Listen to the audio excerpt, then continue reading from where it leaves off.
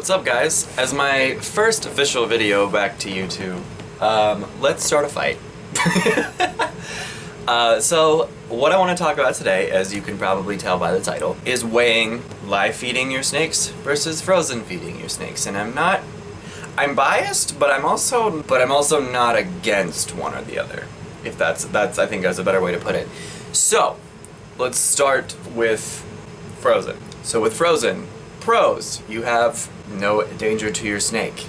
Easier to get in bulk, and I'll elaborate on this in a moment. You have cheaper in most cases. Also, we'll elaborate on that in a moment. Between being able to not have any risk to your snake, completely stock your freezer for, however long. Like, for instance, I spend probably $300 every 6 months, and I cover all 6 of my snakes for 6 months. It also depends on where you go too, like if you get them more locally or if you get them from like a retailer or however you do it.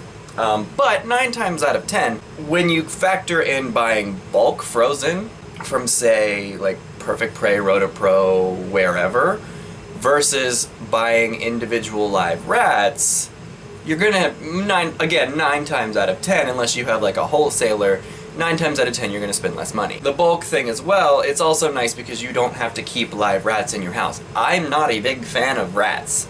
I don't dislike them. I've had pet rats, I loved pet rats, but when you're breeding them for the sake of your snakes, you have to breed on such a scale that your whole house smells like rat, and it's gross.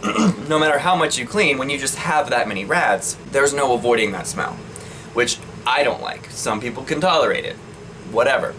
And then we have live, which, are there pros? So the main arguments you're gonna have with live feeding is, it's more natural. Well, your snake's in a box. It's already not natural. Snakes aren't domesticated animals. Food is food to them. The other one is, they need to feel like they're hunting something. No, they don't. Because snakes don't have feelings. They don't. Their brain lacks an amygdala, which is what dictates emotion. So snakes literally are physically and physiologically incapable of emotion. Now, that is not to say that some snakes don't prefer live. Some do have preferences. Like, for instance, my male white-lip python exclusively ate live for the first... He's 8 years old now. I got him when he was 5. So for the first 3 years, he exclusively ate live. And it's a whole process to switch them from a snake that's used to live over to frozen. It's a pain, but it can be done. But yeah, some people their snakes will only eat live, and there's nothing wrong with feeding live. If you're gonna have a snake, you gotta be prepared to feed them whatever it is that they will eat.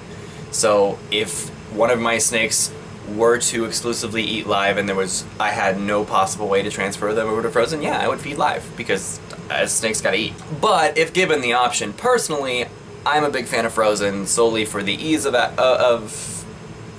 all. Like, I don't have to make sure the pet stores around are stocked up with live rats. I can just go on the internet and order a bulk box with a block of dry ice in it and ship it to my house. So what I'm getting at here is, I'm not, for safety reasons, frozen. But as far as you're not a bad keeper if you feed live.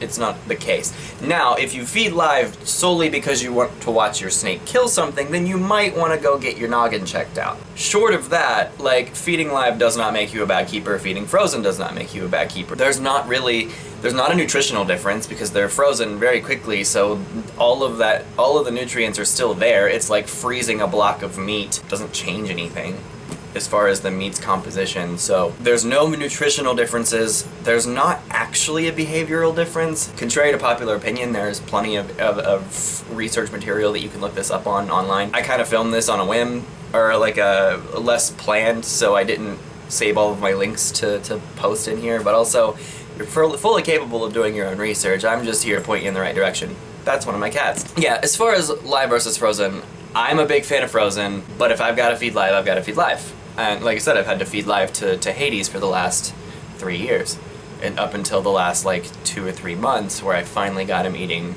frozen chickens. But yeah, there's not a right or wrong way to do it that way. But one thing I will say though is, if you're going to feed live, do not just leave the rodent in there, because they will absolutely eat your snake if your snake does not eat them. Because you got to think, rodents are omnivores.